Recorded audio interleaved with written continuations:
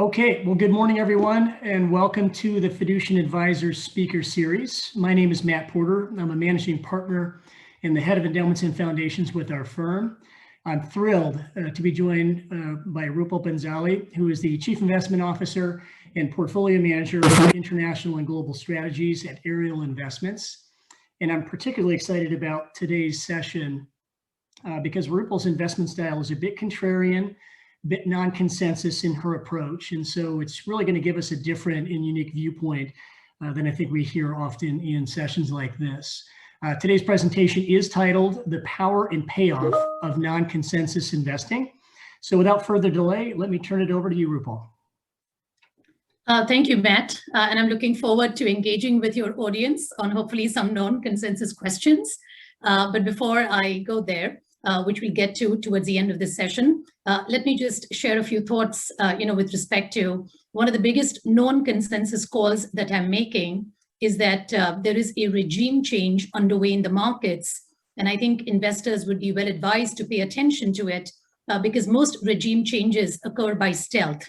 And one of the big regime changes is I think that the next decade will be much more about active stock picking rather than passive going long beta.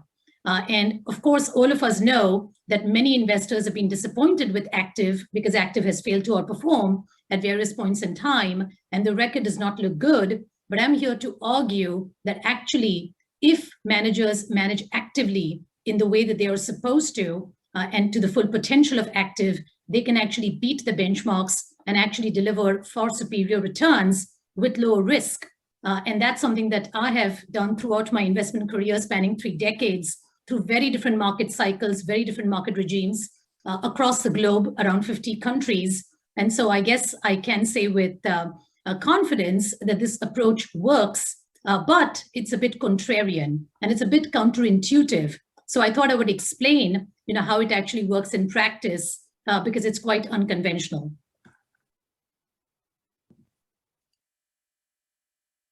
So it begs the question, because most people would love to beat the markets, and it seems pretty easy on the surface, and yet it's very hard to beat the markets, and most people actually don't in the fullness of time.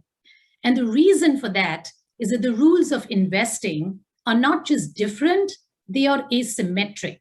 What do I mean by that? If you play any sport, obviously you need to know the rules of engagement. And here's what's very different about investing. In most things in life, when we get the answer correct, we're off to the races. If you're a student and you get all the answers correct to your questions in the exam, you're obviously going to ace your class. If you're a lawyer, you give all the right precedents and arguments, you're correct, you're going to win that case. In investing, however, it is not enough to be correct. Your correct answer must also be non-consensus. Because if you think that Microsoft is going to announce $10 of earnings and they announce $10 of earnings, well, your answer is correct. But if everyone else in the market also thought that that's what they would report, there is no money to be made from that correct call. However, if you thought Microsoft would report far higher earnings, well then, and the street had not thought about it that way, now you might actually end up making some money from that correct call. So this is what is so different about investing, is that not only do you need to be correct, you also need to be non-consensus. So you have to be proven right and everybody else's view has to be proven wrong. But here's where it gets asymmetric, not just different. Not only do you score nothing for being correct, you actually incur penalty points if you get the answer incorrect.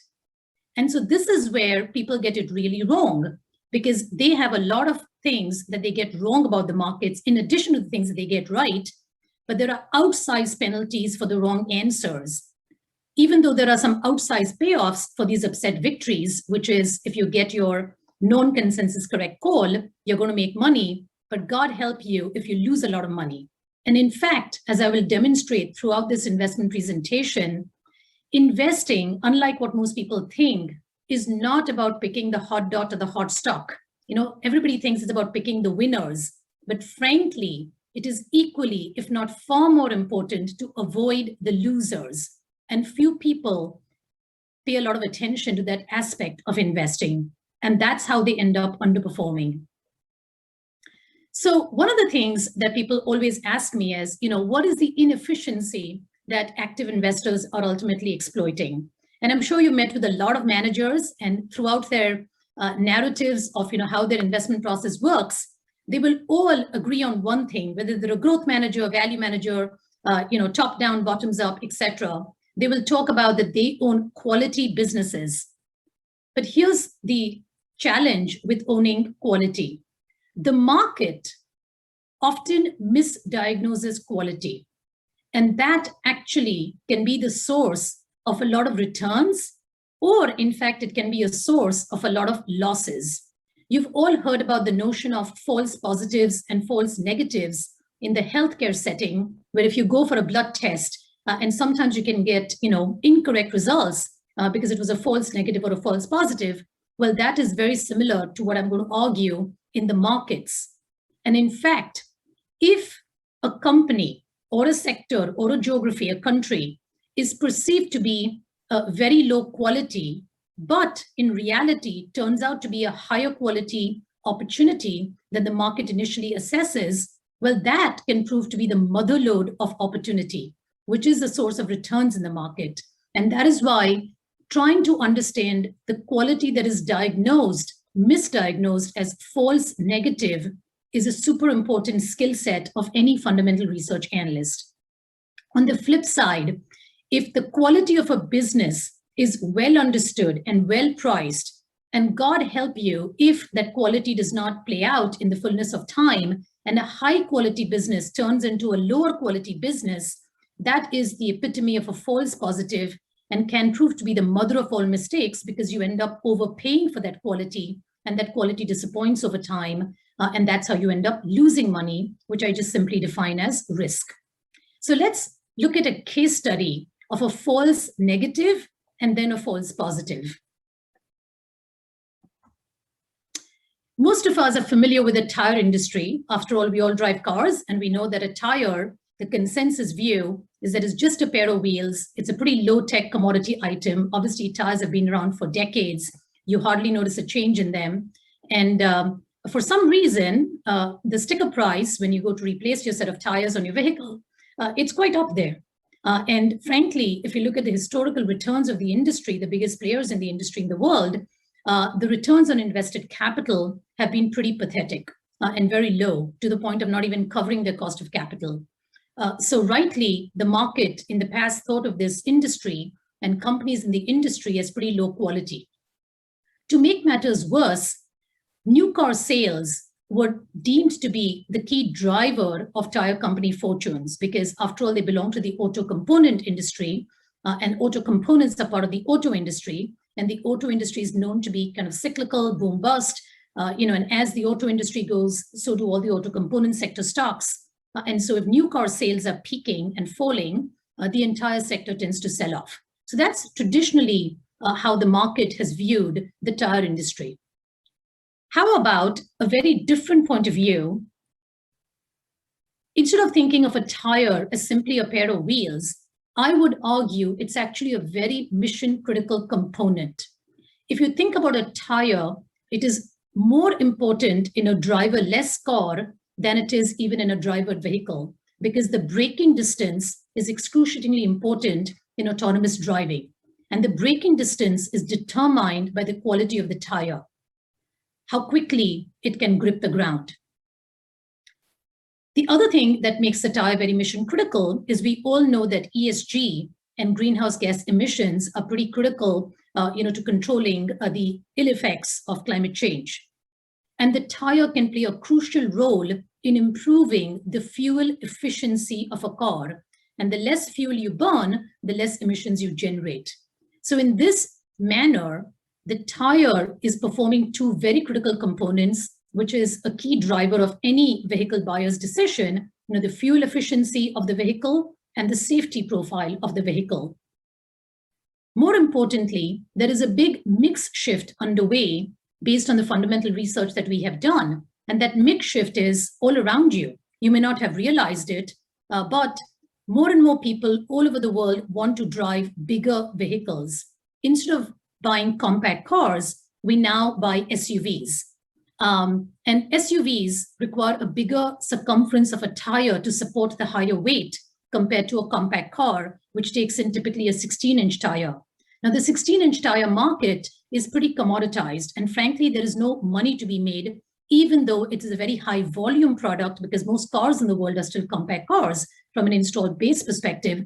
But incrementally, over the last decade or so, there's been a switch towards higher sized vehicles, which means a 17 and often an 18-inch tire. And based on our research, we know that it is harder to make a larger circumference tire. And in fact, very few companies, just a handful of companies in the world, can make that higher circumference tire, which means the higher barriers to entry gives them more pricing power. And frankly, a 17 or 18-inch tire can be actually twice as profitable as a 16-inch tire. So that mix shift is extremely important.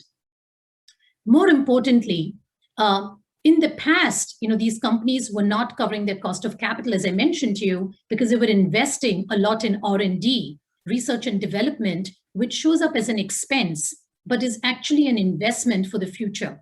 And now that that future is upon us, because we are seeing a demand for these higher circumference, tires, and as I mentioned, there are very few companies who have the R&D to produce those tires at scale and with the kind of production yield that you need to make it a very profitable tire. There are fewer and fewer companies. So those companies have pricing power, and now they're actually improving their profit margins, and the returns on invested capital have dramatically improved. And frankly, this misnomer in the market that new car sales are important to the tire industry, that is absolutely incorrect. What matters to the tire industry is the miles driven, because a tire does not care if it's fitted onto a new car or an old car. As long as you keep driving the car, every couple of thousand miles and every couple of years, you have to replace your tires.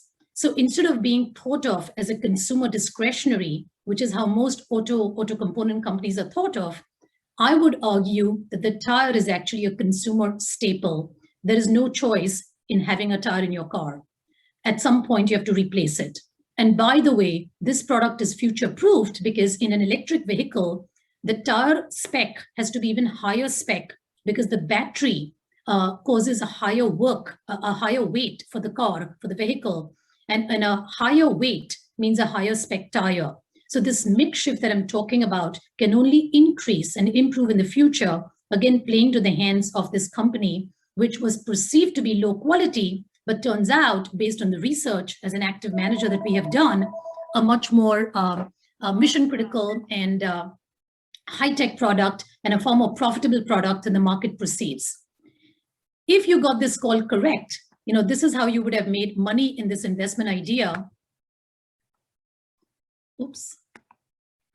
I just compared, this particular security as a hypothetical illustration, Michelson, which is one of the world's leading tire companies, and one that is pretty, prevalent in the European and American markets and global markets at large. This is a very large cap company, sporting about $30 billion of market cap. So it's certainly not a small cap undiscovered stock. I know traditional views are that active managers cannot add value in large cap companies, but I will give you enough examples that that is absolutely not the case, provided you conduct differentiated research and you know how to diagnose quality in the way that it ought to be. You can actually make 2x returns of the benchmark over a significant period of time. And this, of course, straddles and includes the COVID period, which was a struggle for all auto component companies.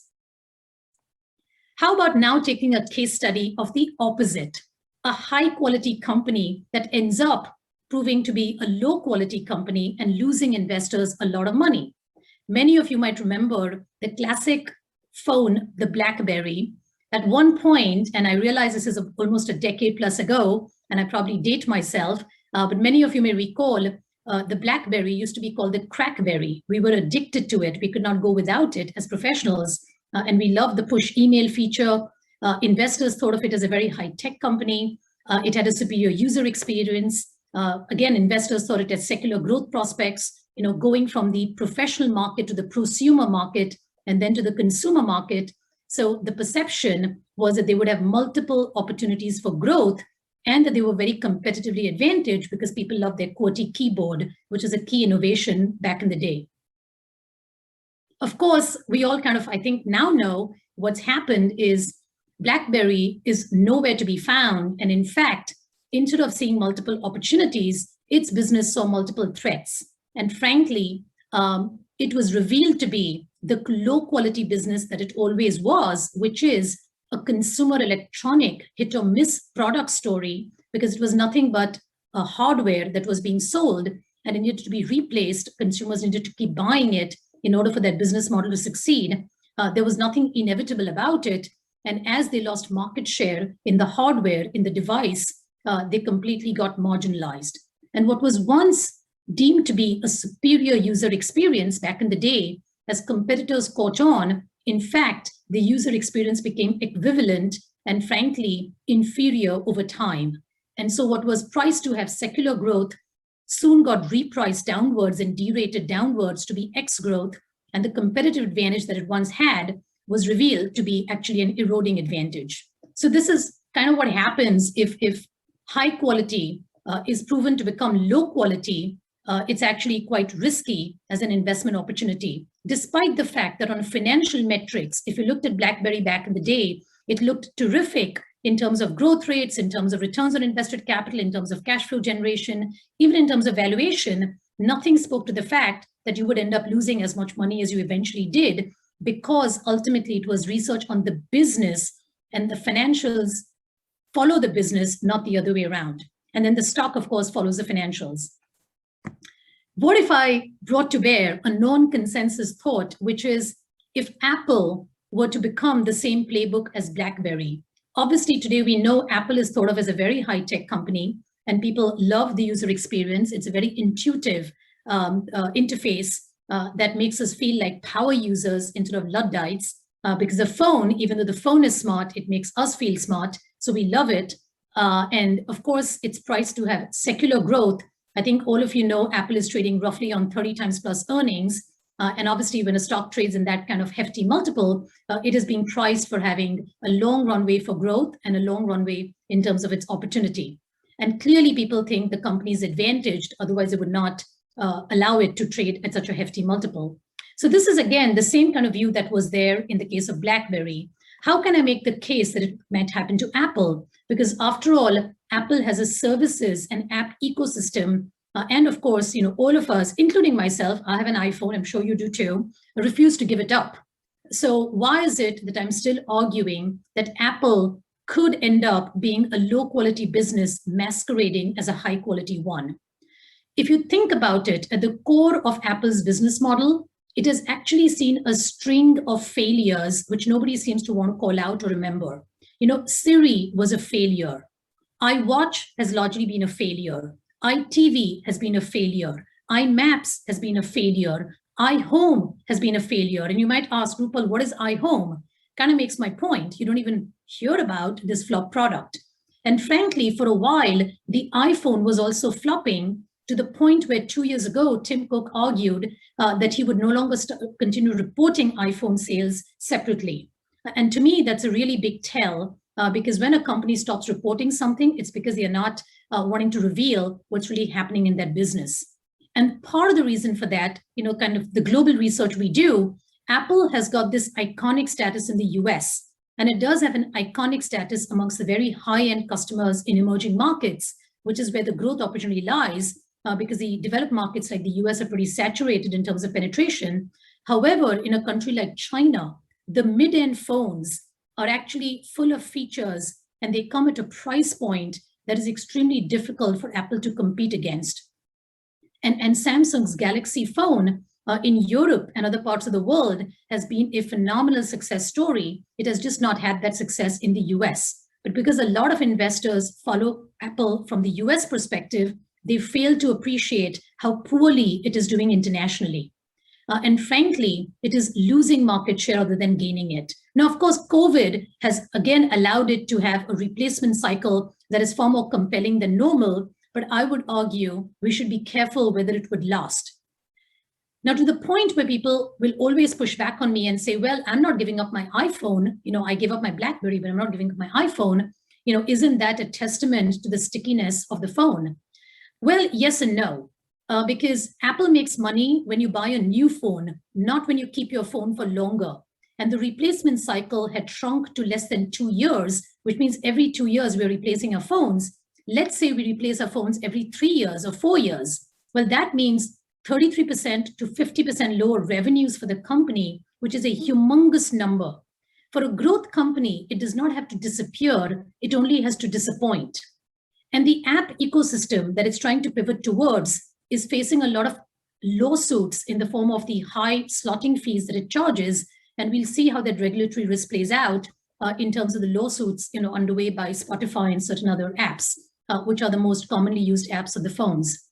The third point is, with respect to the services opportunity, where they cross-sell and upsell iCloud and other things, let me tell you, the contribution of earnings is so marginal to almost not matter.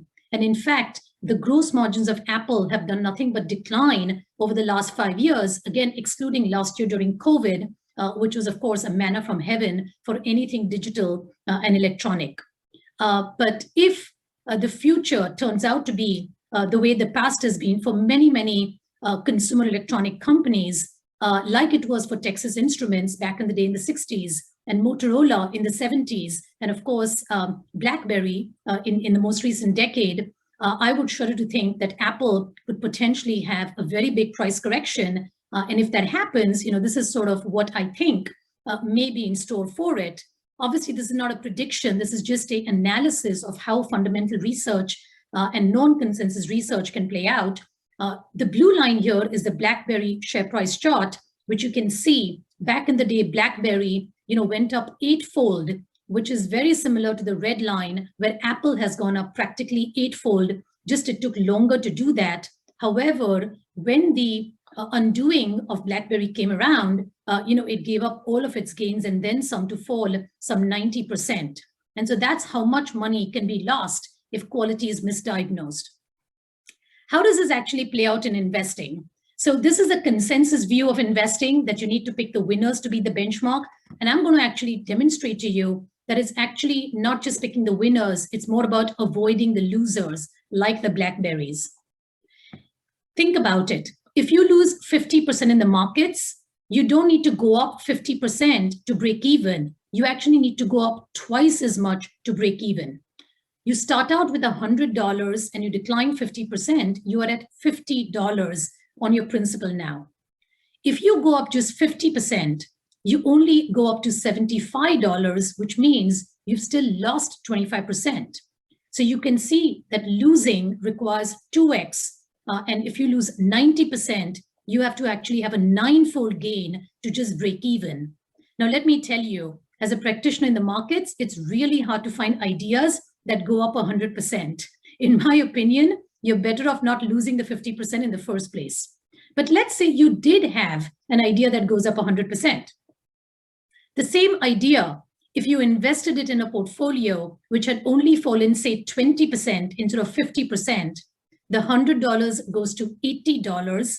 And now, with a 100% gain, from $80, you will end up at $160. So the same winning idea, 100% up, gets more play when you did not have the losing idea destroy your corpus. And this is how it plays out in a performance track record. Most of you are used to looking at, a portfolio's returns, and I've just given this hypothetical illustration to show you how it is more about not losing rather than winning when it comes to investing. And this is the biggest asymmetry that I want you to file away. In column B, typically the benchmarks returns are displayed, and it's very typical to look at returns by calendar year, and that's how most returns tend to be portrayed. What you will notice is I have deliberately not shown you the returns of the intermediate periods, year 1 to year 10. But at the end of this entire market cycle, let's call it, this particular hypothetical portfolio managed in the way that I'm talking about, which is paying more attention to risk and not losing money as opposed to making money, delivered a 7.2% return compared to 3.8%. Now, if you saw a manager with this kind of track record, you will say, wow, I want to own this manager, right? I mean, after all, 350 basis points of annualized outperformance, Even if it's on a gross basis, let's call it, whatever fees you charge, you still come out ahead. And so this is the kind of manager and strategy you would embrace. However, most people don't, because instead of looking at annualized returns over a full market cycle, which spans both a bull and a bear market, most people look at performance in the following way, year in and year out. Now, ignore the bottom section and just focus on the top table, year one returns, year two returns, year three, year four, year five, etc. If you look at returns this way, you will notice, and for convenience, I've highlighted the years in which this manager outperformed the benchmark on an annual basis is shaded in green. And the years in which the manager underperformed the benchmark, it's shaded in blue. Clearly, 6 out of the last 10 years, this manager has underperformed. So that's a terrible batting average.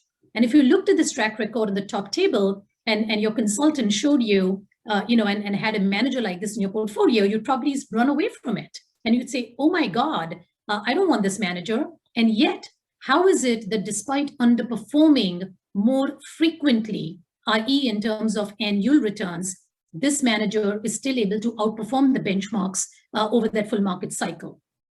So here's a cue. Notice that the green shaded sections are actually the market's correction, bear markets, they're all down years. In column B, the market is down 16% and 19% in the first 2 years, while this manager is down much less. And then in year 8, the market is down about 42%. Sometimes you can have very big drawdowns in the market, and this manager is only down 25%. So one of the cues here you already notice is that this manager seems to deliver more outperformance in the down years and actually underperforms in the up years, which is what, again, traditionally most people don't like to see. But this is how it actually plays out for you in absolute dollar terms, which is the way you should always insist on looking at numbers, not relative, but absolute, and as growth of $100. What you will notice is that in column C, the same column A returns are shown in absolute dollars, and in column D, the benchmarks returns are shown in absolute. You start out with $100 with both, but after 2 years, because this manager has declined less, you're left with $88 compared to $68 with the benchmark, because the benchmark declined again 32%. Such that even though from the lows, the market typically has a junk rally, a very big sort of rally from the bottom, up 35%, and this manager looks like a complete moron, not keeping up with that up market, only up 25%. However, despite underperforming by 1,000 basis points, this manager is delivering 10% capital appreciation at $110 because the 25% is on $88, whereas the 35% is on $68, such that the benchmark is actually losing you money by 8%, while this manager is already delivering capital appreciation of 10%. So now I hope I've demonstrated to you the power of actually outperforming in a down market can exceed by a significant distance the power of outperforming in an up market. Fast forward a couple of years, because this manager continues to underperform for 3 years in a row, which by that time you're ready to fire that manager, and that would be a premature call to make. But look at it, at every step of the way, even after underperforming 3 years, at $140, this manager is still ahead of the $119. Then you fast forward through the entire bull market cycle, going all the way from year 3 to year 7, the yellow shaded section I highlighted because most people would believe that after underperforming for the vast majority of that period, that too in a big string of a 5-year bull market, this manager must not have done well for you. Well, at $192, this manager continues to exceed the 162 because, again, it's compounding from a higher base. More importantly, when the market corrects a lot, this benchmark return goes from 162 to 94, which means you are worse off than where you started out. You actually lost money because of a very big drawdown. On the other hand, with this manager, because you lost less, you kept more of what you made, which is why you actually ended up with 45% absolute returns on your hypothetical $100 corpus compared to, putting money under the mattress would have been better off if you had invested passively.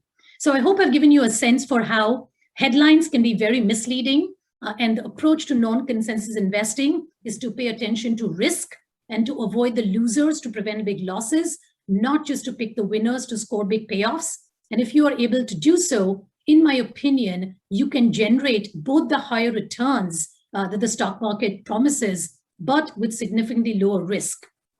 And with that, I wanted to end on this note of what I see in the marketplace as some false positives and some false negatives, because as I mentioned, this is going to be a very key determinant of whether you make money or lose money in the markets going forward. The rage, of course, in the last decade or so has been passive, quant, and growth.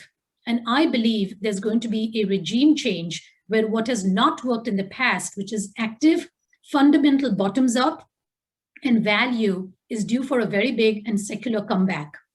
And you might want to learn and think about repositioning, even though it's painful to do so, because passive continues to beat active, and quant continues to have a lot of sway amongst investors, and fundamental research is extremely hard to do, and there are fewer and fewer active managers out there who do it well, precisely because of that asymmetry that I discussed before. But you want to be first in line to get access with those managers, because that capacity will fill up pretty soon. ESG, of course, is a rage, and people love to own companies like Tesla. In my opinion, a very crowded trade and a very mispriced, misdiagnosed quality and mispriced stock. I would not want to own it. On the other hand, few people realize that Philip Morris, yes, Philip Morris, the maker of Marlboro cigarettes, is actually the poster child of ESG in its industry, which is to say that it is the Tesla of tobacco. If you're not familiar with that non-consensus investment thesis, we can talk about it later, but I thought I would give you a preview that conventional wisdom can be quite misplaced, even in something as straightforward as ESG. The last couple of decades, and in particular the last decade, was a blow on physics, which is semiconductors, silicon, and therefore, of course, Silicon Valley. I would argue that the next decade belongs to the human body, and in particular genomics. I think the healthcare industry is likely to see a big resurgence. It's under a cloud.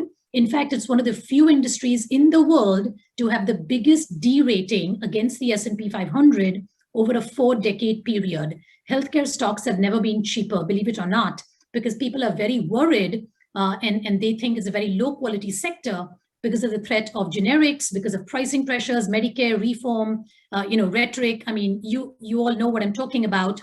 And yet, when you are paid to take the risk, you ought to take it because it's in the price. What is not in the price is the innovation. And we just saw it manifested during COVID. The mRNA technology or technique of delivering a vaccine was a very unconventional, very innovative, path-breaking way of delivering a treatment paradigm. And that, by the way, is happening in so many disease categories, from diabetes to cancer, to respiratory diseases, to inflammation diseases. And frankly, with the aging demographics in the world, if there's one thing you can count on is that volume of healthcare consumption will go up.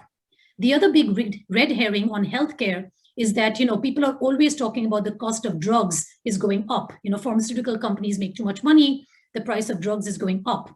That's sort of being penny wise, pound foolish when it comes to healthcare costs, because in the entire healthcare system, only $10 roughly are spent on consuming a drug like a pill. $90 is spent on hospital acute care, emergency care, doctors, nurses, staff, ICUs, etc. And if you can prevent through the use of a pill, going to a hospital and undergoing surgery, even if you pay up on that $10 by say 20-30% premiums for that drug, $12, $13, you're ending up saving $90 on the other side. That's why I talk about this undue focus on drug pricing as opposed to thinking about system pricing is crucial. And I think the healthcare industry will prove that going forward with the very innovative drugs that they're coming to the market with, which will prevent the need to go to hospitals or delay the need to go to hospitals. And that's innovation we can all do with. Of course, everybody has thought about cash as trash, because if you had any cash in the markets, and we were not in the markets, any market for that matter, because we've seen a resurgence of returns in almost every asset class possible. this is the common feeling out there that nobody wants to be long cash. I will argue cash is king. Now, again, that does not mean that you stuff your money under the mattress. It means own cash-rich companies.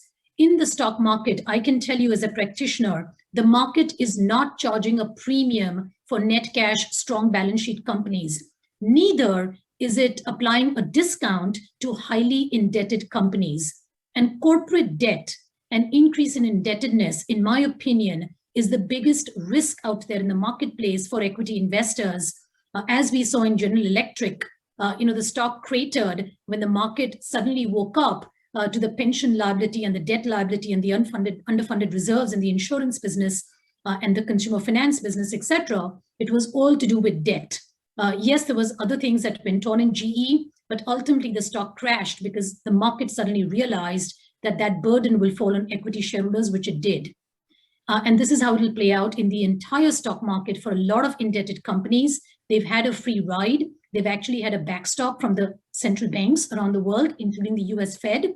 That will not last forever. And in my opinion, if you can own net cash companies in the stock market, why not? You don't have to pay a premium for them, and you're not being paid a discount to own the indebted companies. So look through your portfolios and see not just what the earnings multiple is, more importantly, what is the debt multiple? Because that's what is being not thought of, and that's going to be the misdiagnosed quality that'll come back to haunt.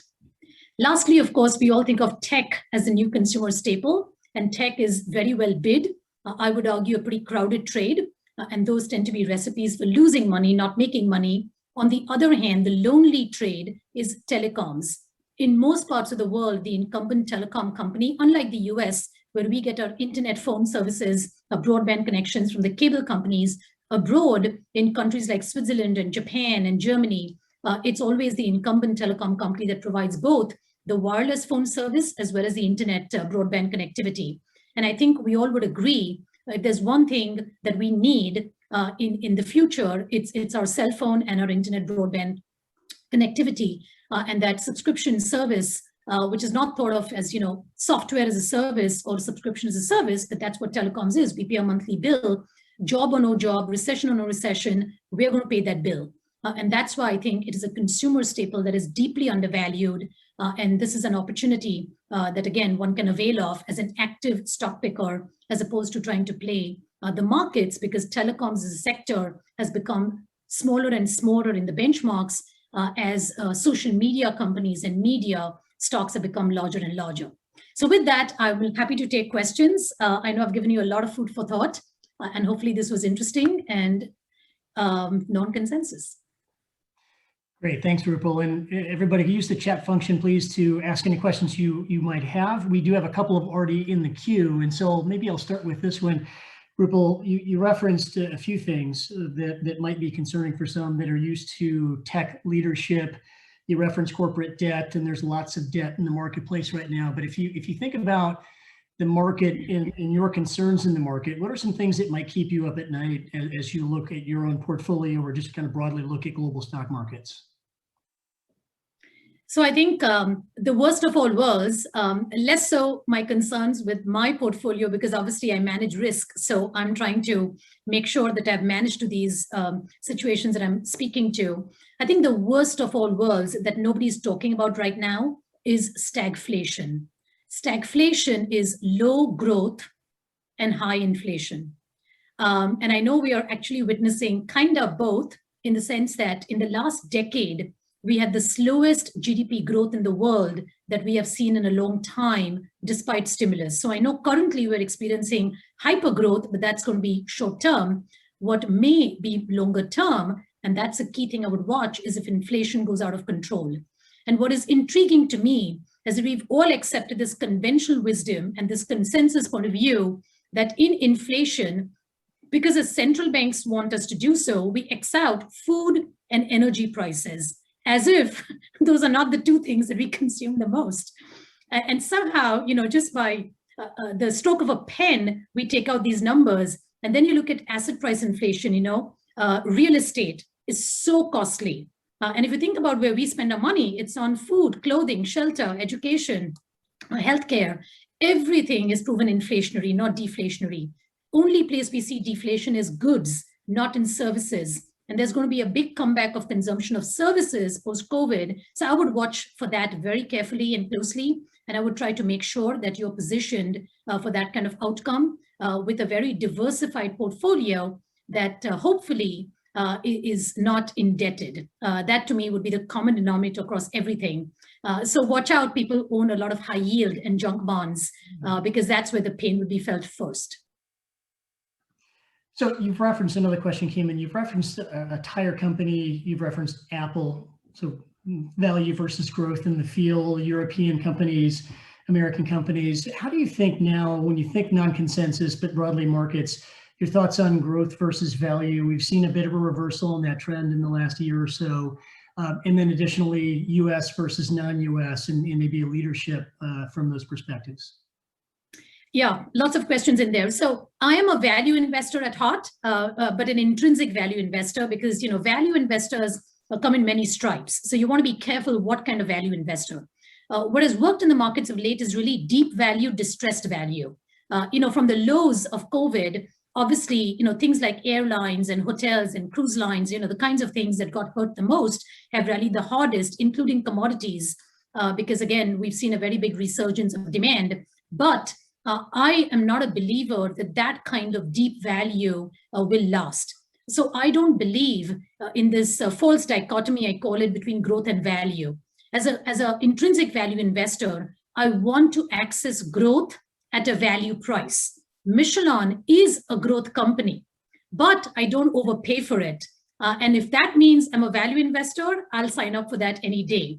Because that's how you make money. So I think this debate about growth and value is kind of the wrong debate. It's not about picking styles. It's going to be about picking stocks and picking stocks where the quality is misdiagnosed. It can happen in Baidu, which is a Chinese internet company and perceived to be, an ex-growth company. It can turn out to be a growth company, or it can be in Michelson, the example I just discussed. So think in terms of picking stocks, not styles.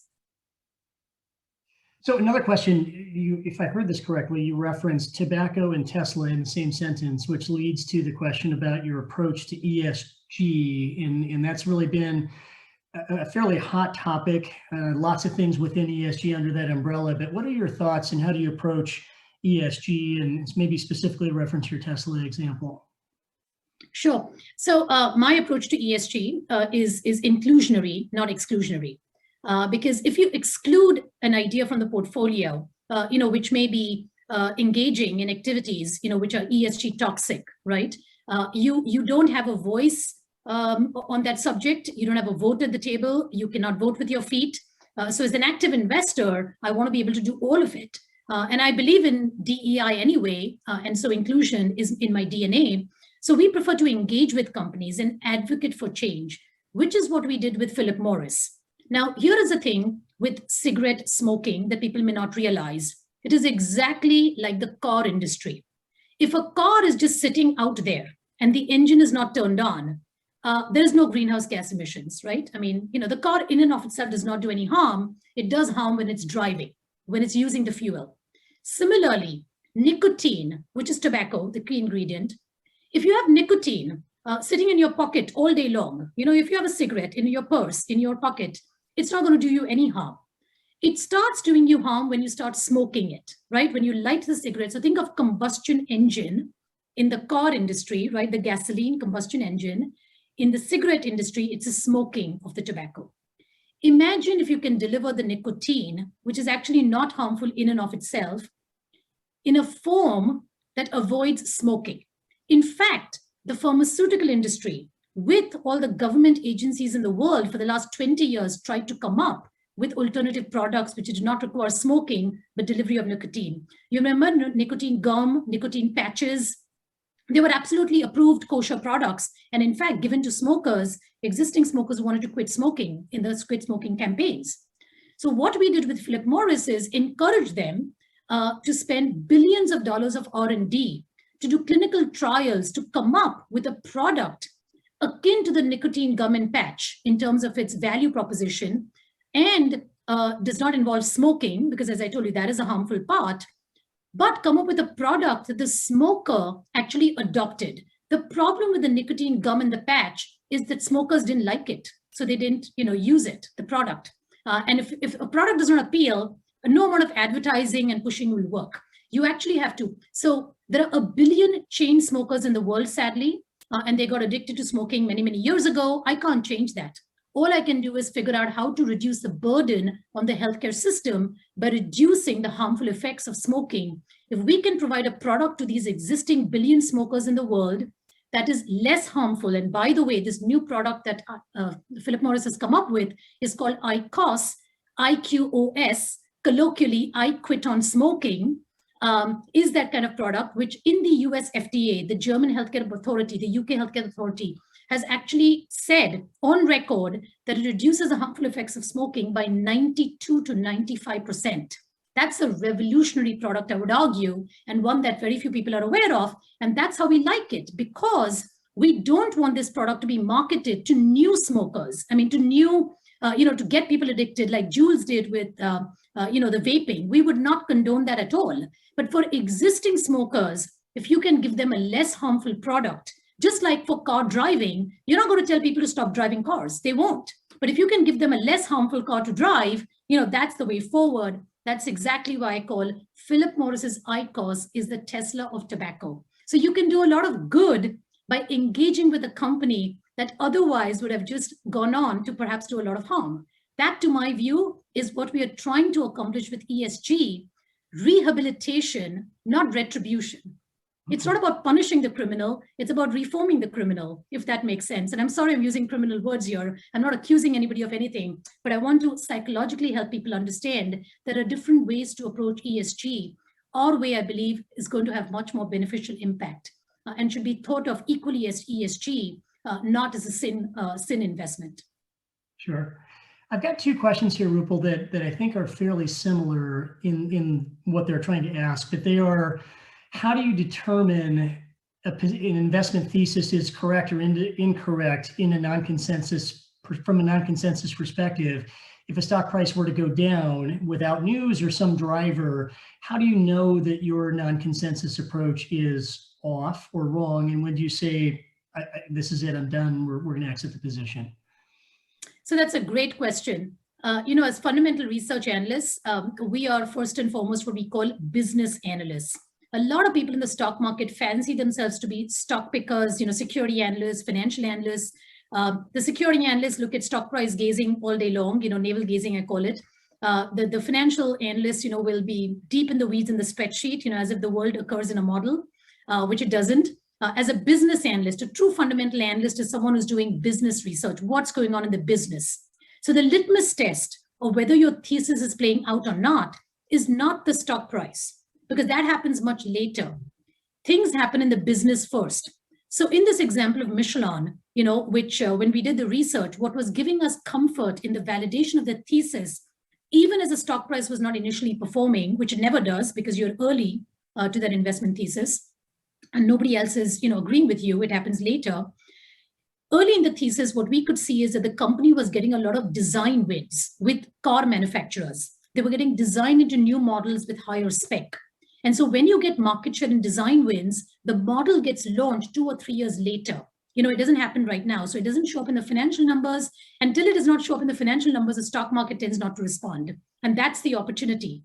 We see what's going on in the business. And as long as the business is tracking in the way that we think it should, the rest will follow. And then that's a matter of patience and time.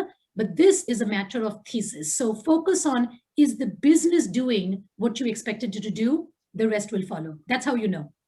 Sure.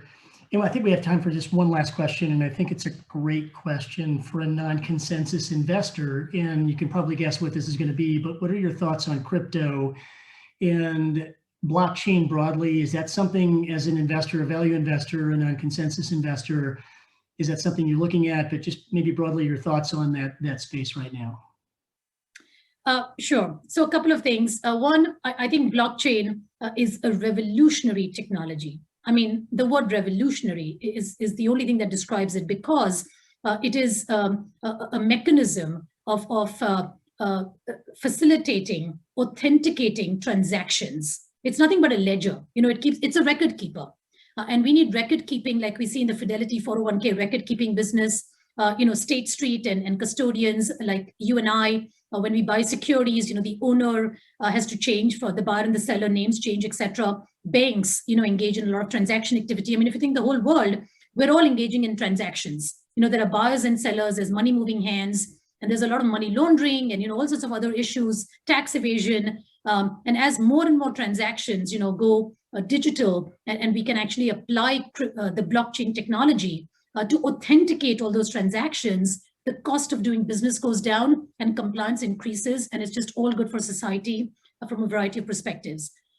Talking about crypto as a currency mechanism, that's a particular application of the blockchain technology. By the way, cryptocurrencies, are mined currencies, and initially they grew out as a rebellious move against, fiat currency. Which is, central bankers were printing money all over the world, and the advantage of a cryptocurrency, a given cryptocurrency, is it's finite in supply. And from that sense, like by design, it is finite in supply. It is like gold, whose supply has not gone up over, centuries and civilizations, right? And that is why the only thing when demand for something goes up and the supply does not, price reacts, which is why the cryptocurrency price has shot up. But that is the Achilles heel of Bitcoin. In a way, it was the first popular currency, crypto, and therefore, when demand soared, its price soared.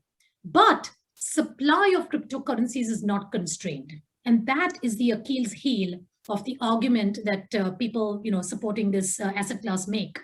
That look at how much it's gone up, and it's sort of an alternative, and it's not correlated to the market, so it's a legitimate asset class. Well, the problem is if supply can go up, and supply is coming on in the form of new kinds of cryptocurrencies, it siphons off demand and it takes the air out of the price increase that has been parabolic.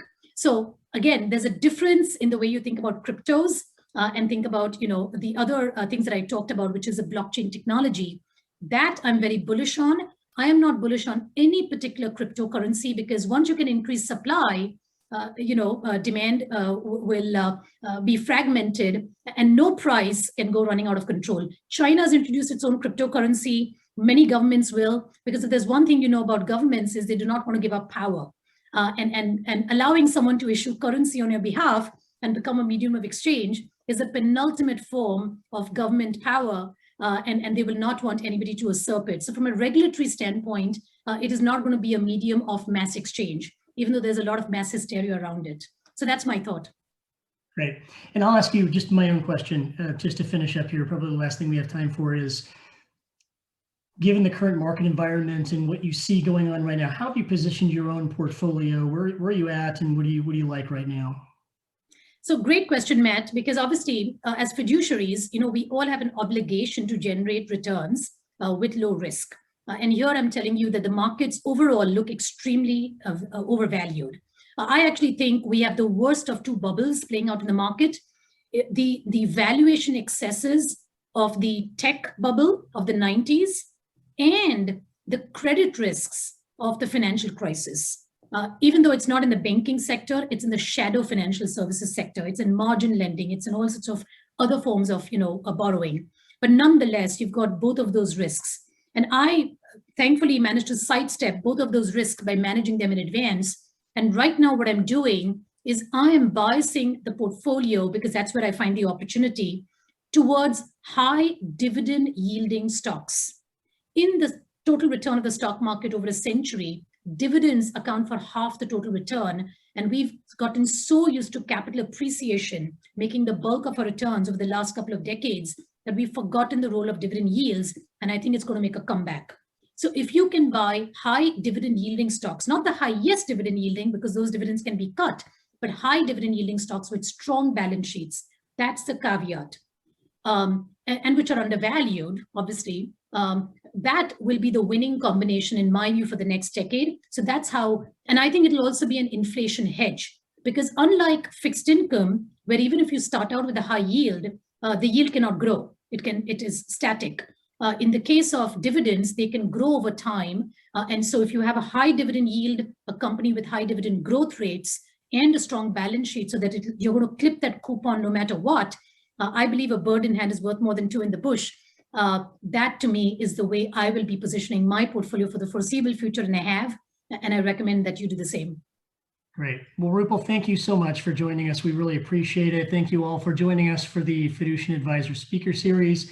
We have hit the end of our time. So thank you all for joining it again. Rupal, thank you for being part of this today. Thank you for having me. Welcome. Bye, everyone.